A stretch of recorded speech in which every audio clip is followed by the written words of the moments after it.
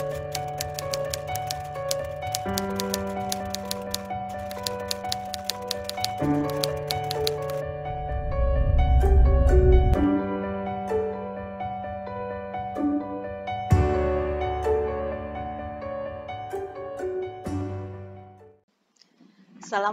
warahmatullahi wabarakatuh. Apa kabar Ananda semua? Berjumpa lagi dengan Ibu di pelajaran Matematika Wajib kelas 12 dengan Ibu Ocha.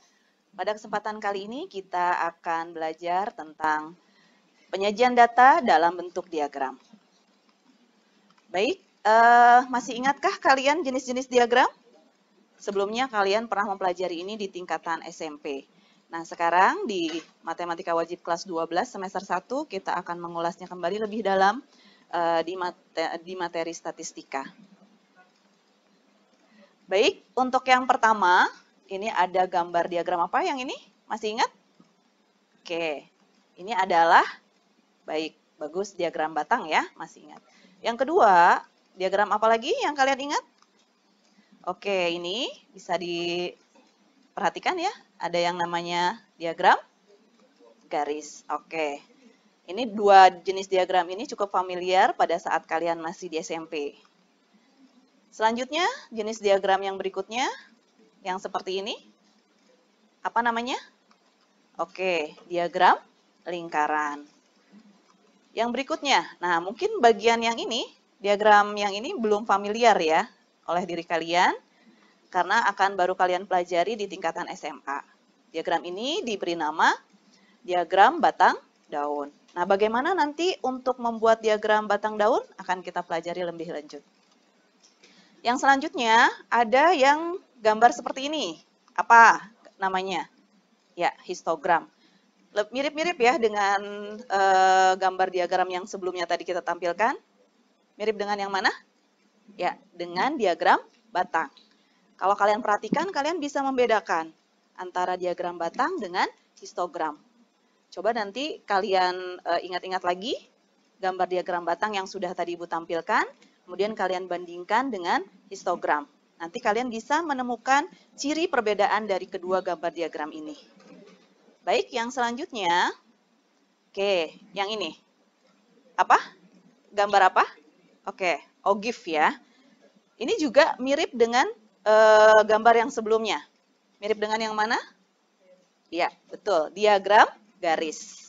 Nah, kalau kalian ingat lagi tadi gambar diagram garis, kemudian kalian bandingkan dengan ogive, kalian bisa membedakan perbedaan antara diagram garis dengan ogive. Nah, dua gambar terakhir ini, yaitu histogram dan ogive, akan kita pelajari lebih dalam di materi statistika di kelas 12 ini. Baik, anak-anakku sekalian, kita lihat contohnya. Kalau tadi jenis-jenisnya sudah kalian ingat kembali, sekarang contoh dari diagram batang.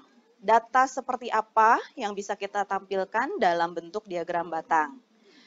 Misalkan, tabel di bawah ini menunjukkan jumlah siswa yang bermasalah pada suatu sekolah. Ya, gambarnya seperti ini. Ada sebuah diagram batang yang menunjukkan tentang jumlah siswa yang bermasalah pada suatu sekolah.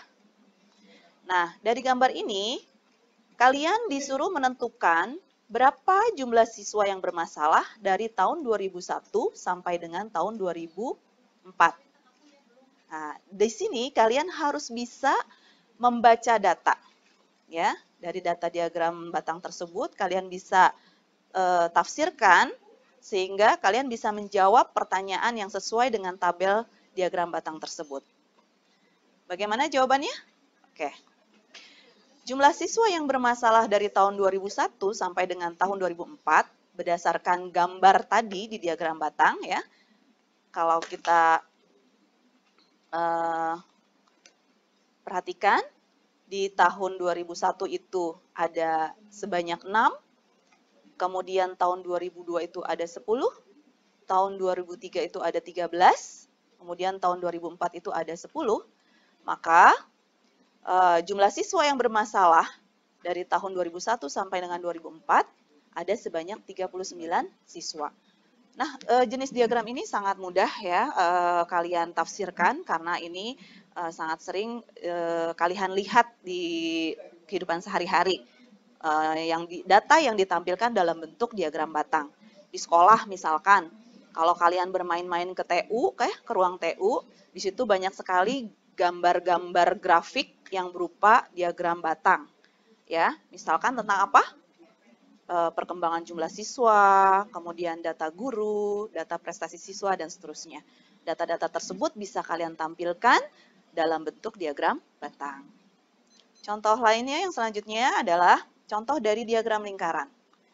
Oke, misalkan dari diagram berikut menunjukkan cara murid-murid MAN 22 Jakarta datang ke sekolah.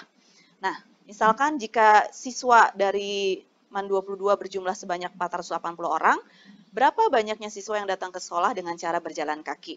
Nah, data ini bisa kita tampilkan dalam bentuk diagram lingkaran. Seperti apa diagramnya? Oke, seperti ini ya. Nah, yang kalian harus perhatikan dalam diagram lingkaran itu ada dua hal. Bahwa kita bisa berpatokan dengan derajat atau kita bisa berpatokan dengan persen. Kalau kita berpatokan dengan derajat, satu lingkaran penuh berapa anak-anakku? Ya, 360 derajat. Tapi kalau kita berpatokan dengan persentase, maka satu lingkaran penuh itu berapa persentasenya? Ya, 100%. Ya, nanti kita ingat dalam lingkaran penuh itu, kalau misalkan lingkarannya dibagi dua, itu kalau dalam derajat menjadi 180 derajat dengan 180 derajat. Atau dalam satu lingkaran penuh, kalau dibagi dua menjadi 50% dengan 50%. Atau nanti lingkarannya kita bagi 4, ya. Maka dalam derajat menjadi 25 derajat, dalam persen menjadi 25%, kemudian dalam derajat menjadi 90 derajat, dan seterusnya. Baik, berdasarkan contoh yang tadi, ya, maka di sini kita lihat yang bersepeda itu sebanyak 60 derajat, kemudian yang naik bus ke sekolah itu ada 72 derajat, kemudian yang naik motor itu ada 45 derajat, ya. Nah, sisanya itu adalah yang berjalan kaki. Nah, kita ditanya berapa banyak siswa yang menuju ke MAN 22 itu dengan berjalan kaki. Ya. Caranya sangat mudah. Berarti tadi kalau 3 wilayah atau 3 sektor itu sudah diketahui, maka sisa derajat dari yang berjalan kaki bisa kita cari dengan cara selisih dari total seluruh lingkaran yaitu 360 derajat dikurangi dengan jumlah derajat-derajat yang sudah diketahui. Sehingga derajat yang berjalan kaki ada sebanyak 180 derajat. Nah, bagaimana cara menghitungnya? Tinggal banyak siswa yang berjalan kaki ke sekolah adalah 183 derajat dibagi dengan 360 derajat dikali 480, maka sebanyak 244 orang. Bagaimana? Bisa difahami? Oke, baik. Yang selanjutnya adalah diagram batang daun. Tadi yang Ibu sampaikan, diagram batang daun ini mungkin belum familiar di kalian, ya. Seperti apa diagram batang daun? Misalkan ada contoh data tunggal seperti ini. Bagaimana datanya? Masih tidak terurut ya, masih acak. Oke, bisa kalian perhatikan datanya sebagai berikut. Nah, bagaimana langkah-langkah untuk membuat diagram batang daun? Ya, ada 3 langkah.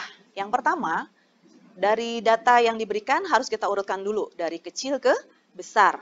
Kemudian yang kedua, kita buat tabel 2 kolom, ya, yang terdiri dari kolom sebelah kiri merupakan untuk batang, kemudian kolom yang sebelah kanan untuk bagian daun.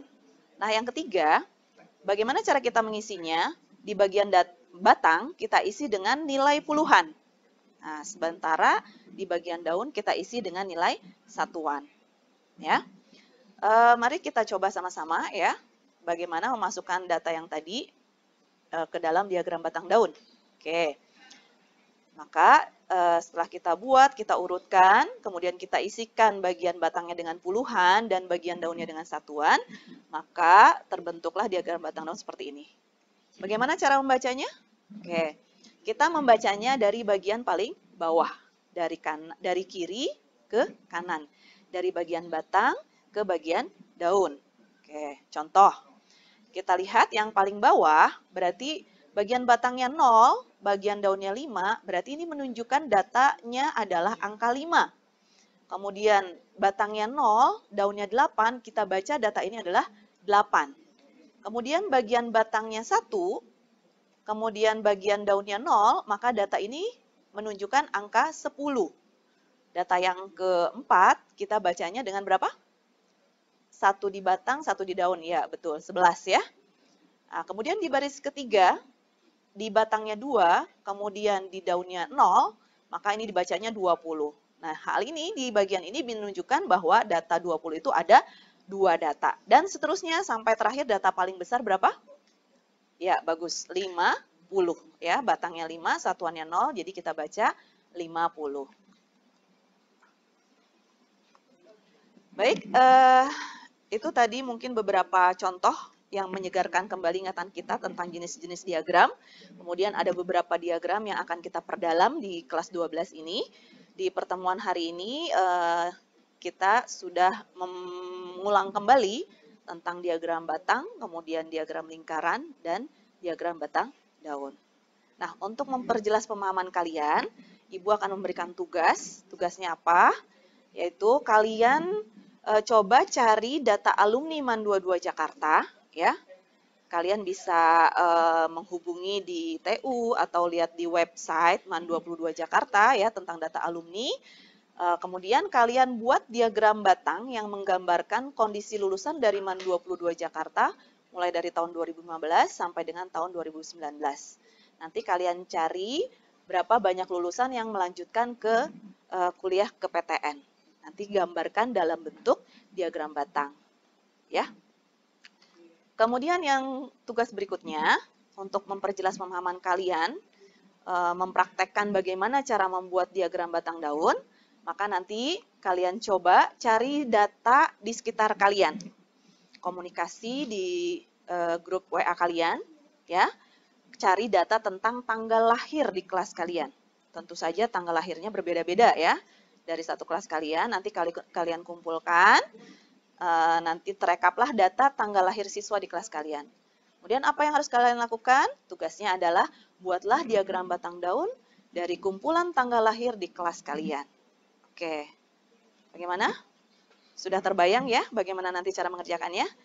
Baik, nanti silahkan kalian coba mengerjakan.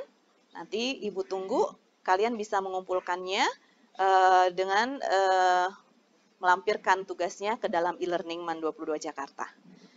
Demikian apa yang Ibu bisa sampaikan untuk pembelajaran kali ini. Mudah-mudahan bisa kalian pahami. Sampai bertemu kembali dengan Ibu di materi PJJ selanjutnya. Assalamualaikum warahmatullahi wabarakatuh.